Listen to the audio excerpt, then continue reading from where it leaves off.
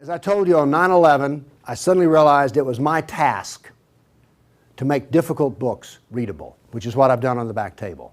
I sometimes describe myself as a man who reads big, thick, old books and writes modern, small books that anyone can understand. And actually, I rather enjoy it. I don't surf the web. People are disappointed when they run into me sometime and some other counter-jihadist, they go, "Have you seen my website?" No. I don't even go to my own website. I have very little interest in the web except for Craigslist and Yahoo headlines and Drudge. That's it. So I like reading big, thick, old books. I really do. But I thought when I got my books written, in which the Quran was easy to understand, here's Muhammad, easy to understand, all these books on Sharia and everything were easy to understand, I thought, we win. No, we don't even have game. Because what I discovered was, other than a minority view, and trust me, you are so minor, everyone else's reaction to the knowledge, to the answer to question, what is the true nature of Islam, react in fear, hatred, and anger. When I try to explain to people something about Islam, they're terrified. So I thought people would run when I got my books published, and indeed they did run away from me. So I thought there was just one great question. What is the true nature of Islam? But I found there was a second question more important. Why are we afraid to know Islam? Now, remember I told you about stories? Here's the thing. My books are factual. They work here. But in dealing with human beings, if you're going to make a sale, any salesman will tell you this, the facts are secondary to the feelings. And where you get feelings is from stories, amongst other places. And I began to think about, why is everyone so afraid even though they don't know anything? Well, it turns out they do know little figments of stories about Islam that involve violence. And the knowledge that they were into the slave trade does not come as a shock, really. So, remember I told you that the house of Sufism was like a palace with a smell coming up from the basement? Everyone smelled that smell. They just don't want to talk about it. But it's somewhere deep in the back, almost primordial mind. So, the problem is we don't know the history of Islam. We don't know the answer to this question. This is the world of Islam. How did it happen? You can ask very intelligent people, and they will not be able to give you the answer to this question. How did North Africa go from being European and Christian to becoming Arab and Muslim? How did that happen? And is that an important question? How did the Middle East go from being Christian to Muslim? And is that an important question? I think it's an overwhelmingly important question. All right. Now, to understand how that Islamic world came about, we're going to have to go about and see how Islam entered our world. Now, to do that, Islam entered the world of the Byzantine Empire. We know that in the Sirah, Muhammad's life, his last days were spent killing Christians and subjugating them. After he died, that process continued. So, let's describe the world that Islam invaded. Now, we're told that the Roman Empire collapsed when the German barbarians invaded Rome. Y'all heard that story? Well, that's false. That is not true. It is wrong. What happened was, after the German barbarian tribes invaded Rome, they set up their own version of the Roman Empire. They retained classical culture. They spoke Roman. They hired Roman philosophers and Roman attorneys to teach their children and to run their schools. They came into the Roman Empire not to destroy the empire, but just to get the goods for themselves. The eastern part of the empire, so-called Byzantine Empire, is over here. Now, this is after the German invasion. The important point is this: there was still a classical empire. It's not collapsed. Then, after the fall of Rome, the Byzantines gradually exerted their political influence till now this was the new form of the Roman Empire. This is the Byzantine Empire, and it is about to be invaded. This is the classical world that Islam invaded. Notice that the classical world is still up and running. It's critical to remember that. It was now weak, but it was still up and running. We're going to see what caused its collapse. Here we see in 25 years, 3 stages of development of the spread of Islam. This is 25 years' work. How is it that the Arabs were able to do to the Byzantine Empire what the Persians could not do in Iran? Here's the answer to that question. It has to do with Iran, actually. The Greeks and the Persians had been having wars since forever. All right? The 300 at Thermopylae, that was about the Persians. All right? Alexander the Great, he defeated the Persians. The Persians kept hammering on the Romans and then the Byzantines, and 25 years before Islam invaded, there was one massive last series of battles that left Persia weak and the Byzantine Empire very weak. Then comes along the Black Plague. 1 person in 3 dies. So the Byzantine Empire, when Islam invaded, had been weakened by a long war with Persia and the loss of 1/3 of its population. The economy had collapsed by 2/3. You think the Obama economy is bad? Try 2/3. So we had an empire that was weak, invaded by people with a mission. Now what's important here is these 3 different shades of green represent the different caliphs.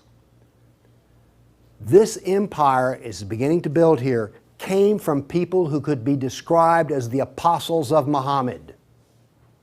Why is it important to know that? They knew Muhammad. They held his hand. One of them, Ali, married his daughter. Abu Bakr was his father-in-law.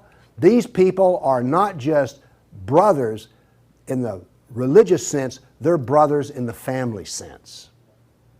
They knew Muhammad like I know my wife. And what did they do? Did they go out preaching the Quran?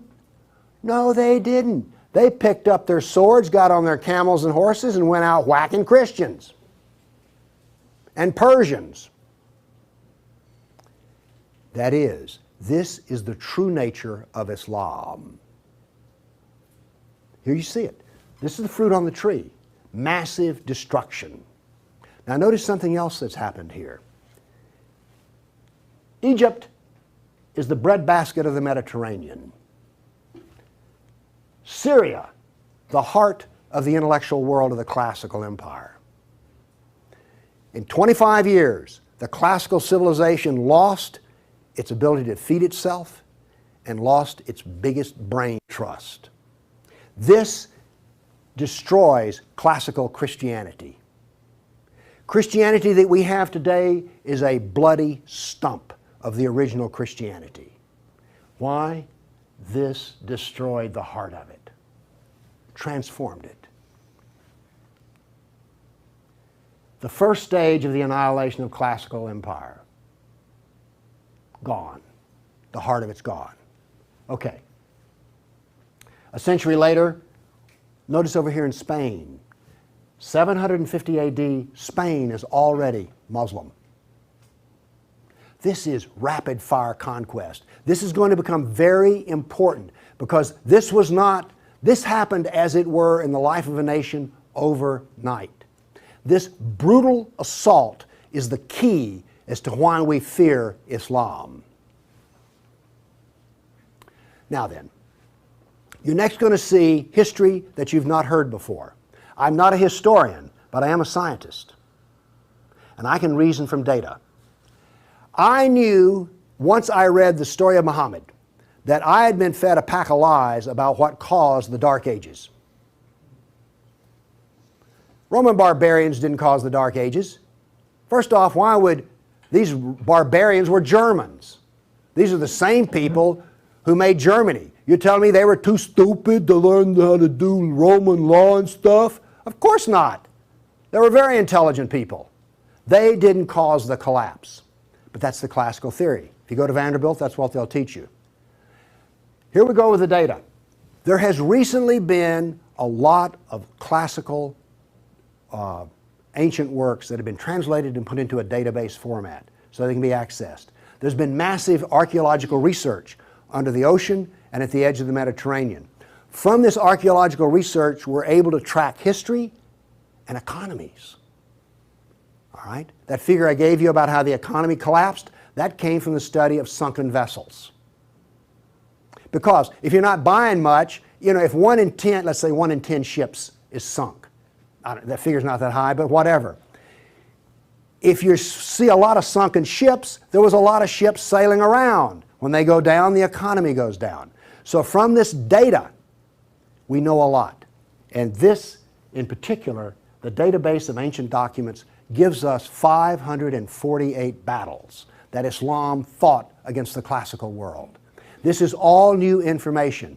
I've talked with people who consider themselves history buffs, and they go, well, let's see, battles of Islam against Europe. Let's see, we've got the invasion, we got Tours, we got the invasion of at Gibraltar, we've got Lepanto, Gates of Vienna, collapse of... Okay, that's 5. You talk to a historian, and those are the 5 battles they can scratch up. And I remind you, you can have all of these slides if you just send me an email for it. Okay, what does this new data show us? It shows us this. See the white spots? They're brand new battles. They're going to change to red. These are new. Every time, I want to show you this all over again, every tick is 20 years. The new battles for that 20-year period come up in white, then they fade to red to show you the history. So white's what's happening right now, red has happened. Let's see how these 548 battles act out over. We're going to watch, in 70 seconds, we're going to watch 1,200 years of conquest. Look how fast this is happening. Bam! Here comes... You didn't know France was hammered that hard, did you? You heard of Tours. Watch what's happening in Spain, in the islands. Now, many of these raids or battles, if they're at the coastline, are slave raids. The slaving that took place in here was extensive and went on and on. All of this work is also happening now then. We're now into the golden age of Baghdad. This is the punishment that's being handed out to Christians everywhere. In Spain, after one battle, there were knights' heads were cut off and they made a pile so high that a man on horseback couldn't see over them. All of the European civilization in North Africa is now gone. I have a question. Have you read the 13th tribe? No. Okay. Now, pretty soon, and by the way, there will be a period of time, and you can see the clock running up here, there will be a brief blip of 5 battles that occur in North Africa, the Barbary Pirate Wars. We're on there. Okay? Now then, Byzantium has fallen. Now then, Eastern Europe is being hammered. Notice that it is relentless. It doesn't stop. This is the history that you're never told about. This is the history that explains how all of this came about. Now then, they're getting slower because Islam is becoming weaker.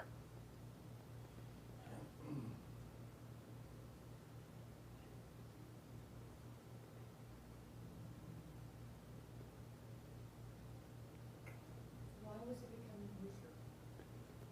Corruption. All empires collapse from the inside ultimately. Okay. I say that what caused the collapse of classical civilization was not the invading German barbarian tribes. I say that classical civilization was destroyed by Islam. Now comes the question, why do we not want to know that? We're going to answer that question. All right, now I want to give you the headlines. With all those little dots, basically what I've showed you is just quantity. Okay? Relentless, but quantity. Now I'm going to give, we gave you 1,200 years of battles in like 70 seconds. Now we're going to go through in about 4 minutes. I'm going to give you the headlines from each century so you will know the emotional tone of what is happening. All right, 7th century. Muhammad sent Khalid out, the sword of Allah, to the Jazima tribe to offer Islam. They refused. He annihilated every one of them. At the Battle of Oasis in Iraq, for 2 days he spent out rounding up the losers, put them in a dry stream bed, and cut off heads until the stream ran with blood. He then took the captain of the Zoroastrian Persian tribe. His wife was there. He cut off the man's head, let the blood drain into the soil, and raped his wife in the bloody soil.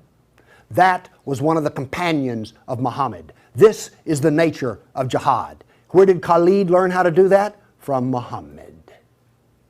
From Muhammad at the Battle of Khaybar. Umar conquered Jerusalem, and every Jew and every Christian became a dhimmi, which is a third-class semi-slave.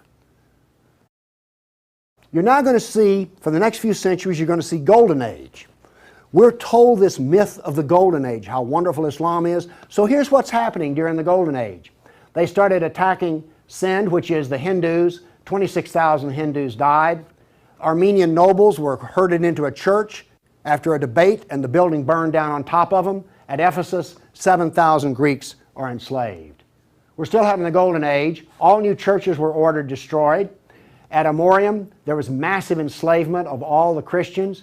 The Egyptian Christians revolt over the jizya, which is the dhimmi tax under the Sharia. Churches are burned, vineyards destroyed. 10th century was still in the Golden Age. In Thessalonica, 22,000 Christians enslaved.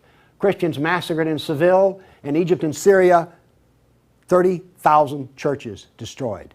You have your religion, I have mine. Still in the Golden Age, 6,000 Jews in Morocco killed. Hundreds of Jews in Cordoba killed. 4,000 Jews in Granada killed. Georgia and Armenia invaded. In Hindustan, 15,000 killed, 500,000 enslaved. Golden Age. Still upon us. In Yemen, the Jews are given the choice of convert or die. The Christians of Granada are deported to Morocco. And in India, cities are destroyed under the order convert or die. In one town, 20,000 Hindus became slaves. Still the Golden Age. 50,000 Hindu slaves decided to get freedom by converting to Islam. A new 20-year campaign created 400,000 new Muslims out of Hindus. Buddhist monks butchered, nuns raped. In Damascus and Safed, mass murder of Christians. Jews in Marrakesh massacred. Tabriz, forced conversion of Jews. Still, we're in the Golden Age. There are riots in Cairo. Churches are burned. Jews of Tabriz are forced to convert. Tamerlane, one of the most evil men who ever lived, massacred 90,000 Hindus in one day. 30,000 in another battle, massacred in cold blood. Another Muslim leader takes 180,000 Hindu slaves. Oops, we're out of the Golden Age. See if you notice any change in tenor. Tamerlane destroys 700 villages in India. Now then comes He then turned to Iraq and annihilated the Nestorian and Jacobite Christians. The Nestorian Christians, half of the Silk Route in China was Nestorian Christian. The Nestorian Christians had emissaries and missionaries in the court of China. Afghanistan was partly Christian. All right? Gone. This is part of the destruction of the church that no one knows about. 700 years of attack, they finally destroy Constantinople. 16th century, the son of Tamerlane destroys temples, forced conversions. Two of his generals built 2 towers of human heads. Once again, you couldn't see over them. And then noble women, Hindu women, started the practice of sati, which was mass suicide in order not to be sex slaves inside of the Sultan's harem. 17th century, Jews of Yemen and Persia forced to convert, forced conversions of Greeks. The Zoroastrians are persecuted in Persia, and over 500,000 killed Hindus. 18th century, more Zoroastrian persecution, Jews of Jeddah expelled, Jews of Morocco massacred, Hindu persecution continues. 19th century, more forced conversion of Jews, Jews of Baghdad massacred. Oops, 250,000 Armenian Christians slaughtered in Turkey. Now then in Persia, the Zoroastrians are completely annihilated. 20th century, over 1 million Armenian Christians killed. 1 million. So you now not only know the number of battles, you now see the tenor of what's going on. You now know quality and quantity. Do you get the drift on how bad this was? Now then, the establishment doctrine is that we've already told you classical collapse had nothing to do with Islam. And indeed, Islam was a source of good because the hillbilly Europeans lost their classical learning and the shrewd, smart Arab Muslims preserved all the knowledge in the Golden Age. This is what is taught in our schools. I maintain that it was annihilated by Islam. Okay, we've been talking about land here. I now want to talk about water because classical civilization was based upon the Mediterranean Sea. Egypt was part of the Mediterranean world. It was not part of the African world, okay? Because to go from Alexandria, Egypt to Nigeria was a lifetime. But you could get on a ship and be there in 10 days. Does this make sense? It was cheap transportation. You could haul a ton of grain from Egypt to Rome as much as it cost 75 miles by ox cart. This is important. I'm going to be driving back on the interstate after I finish talking here. I do not expect to be attacked or shot at on the way. I presume that the interstate is safe travel. It used to be that way under the Roman peace. That ended. The importance of naval work, as many as 500 boats could be in the harbor of Constantinople. The collapse of the freedom of sea. Let me show you something. Now we know this from history, the data. Rome used to communicate with France by boat. After Islam, they went overland through the Alps. Why did they do that? There was no longer freedom of the sea. Here's interesting. The Black Plague was a known problem in the Mediterranean. It used to take 4 months to get from here to Constantinople because there was sea trade back and forth. Well, that was eliminated. So now then, when there was an outbreak of the Black Plague, it went from harbor to harbor, all around here, and it took 4 years to get to here. Do you see the point I'm making? There was that little freedom of trade. As a merchant striking out to do business, you could wind up with your ship gone, your goods gone, and you're in chains, enslaved. By the way, this cuts down a lot on commerce. A brag. The Christians couldn't float a plank on the inland sea. What did this do?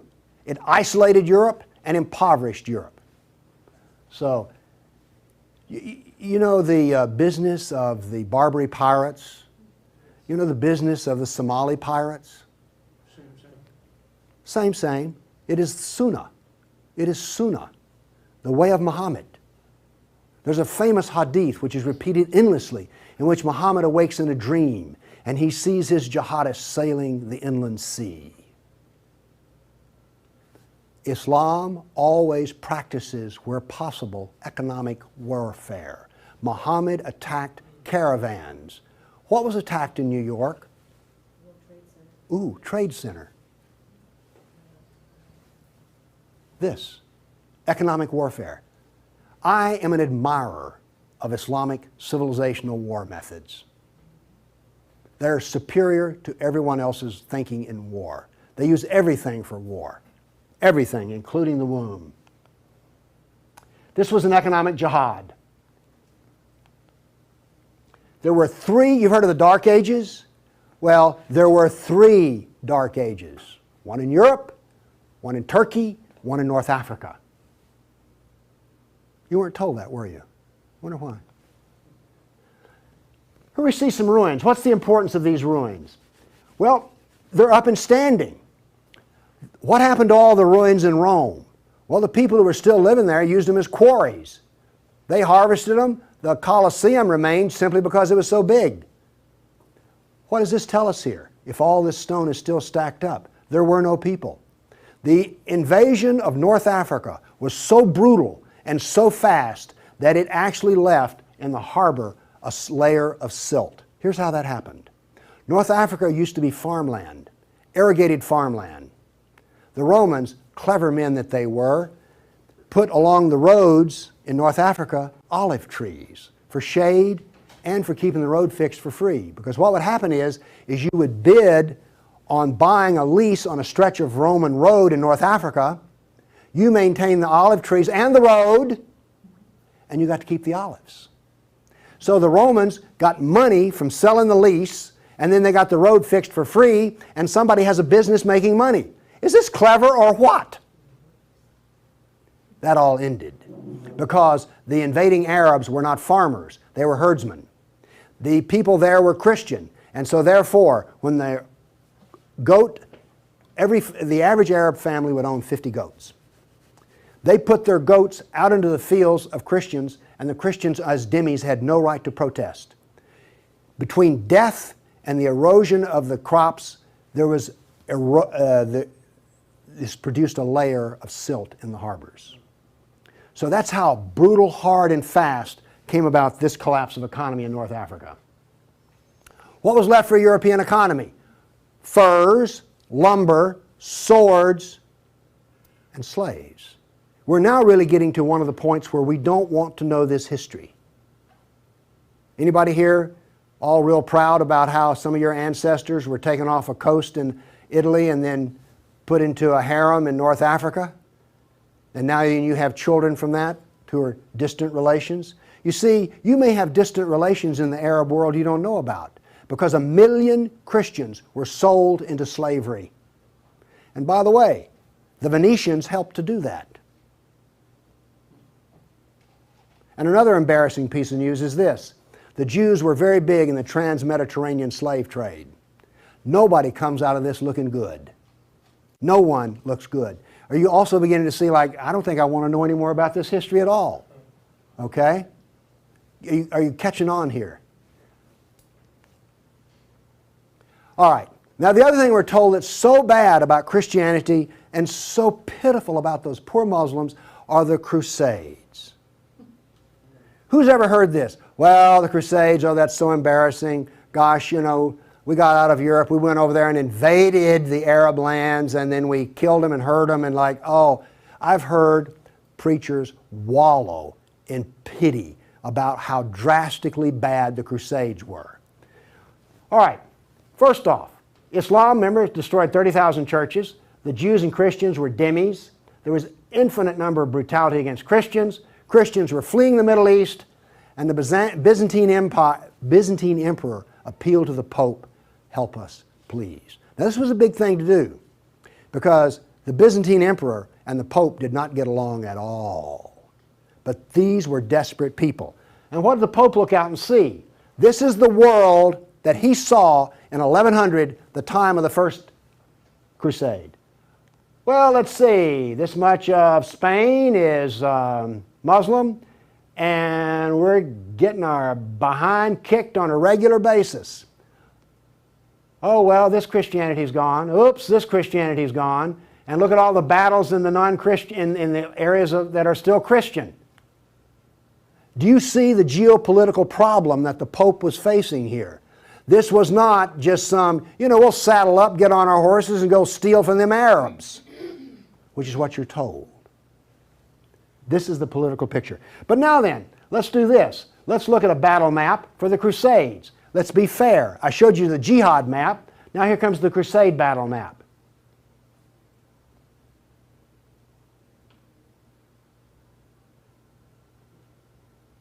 We're almost done. That's it. Now we're told that the Crusades are the moral equivalent of jihad, and therefore we need to be ashamed and whine and cry. All right, the Crusades were defensive, lasted 300 years, and the last one was over 800 years ago. All the jihad was offensive, lasted 1,400 years, and it's happening right now. In all probability, some Christian is being slaughtered in Nigeria today. Now, Is this moral equivalence?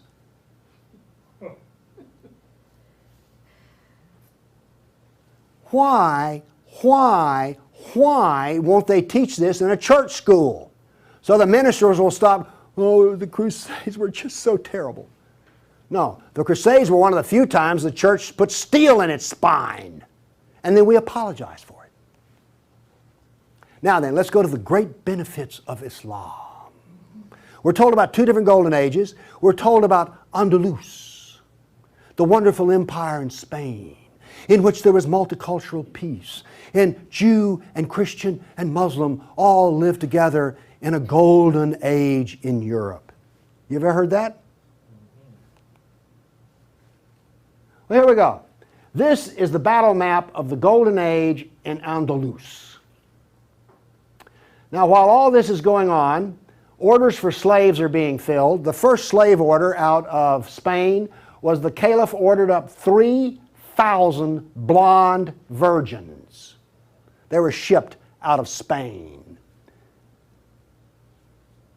Battles are going on in which Christian knights die, but notice something here. The Christians won't quit fighting. This is going to take 700 years, and there's going to be nearly 150 battles fought. Where was this caliph located? There was more than one caliph at the time. This was a caliph in North Africa. Okay.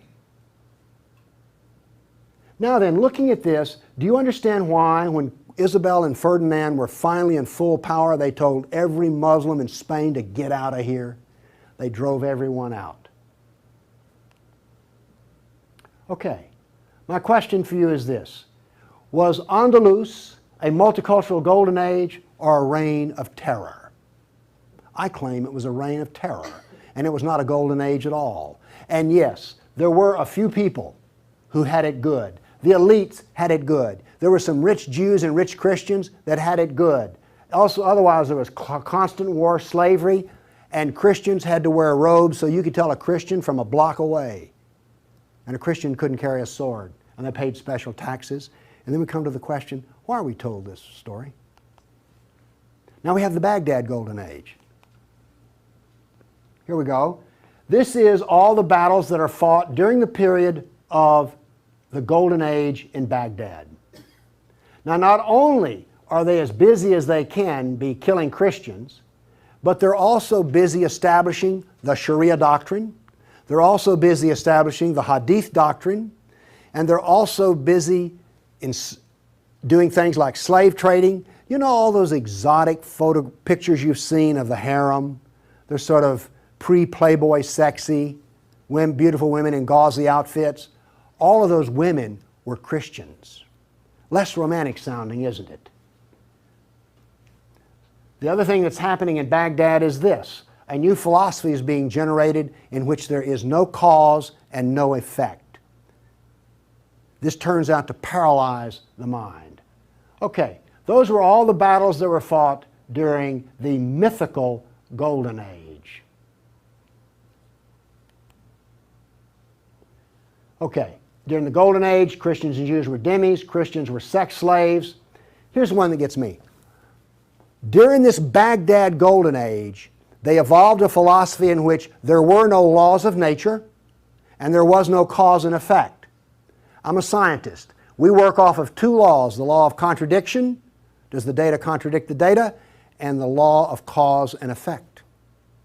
I've just explained to you why, out of their Golden Age, why you don't find Muslims getting Nobel Prizes in science. You cannot be a scientist and not believe in cause and effect. You just can't. Won't work.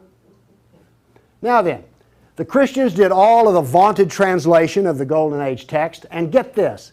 We're told that this was such a great peak of learning, they destroyed 90% of the books.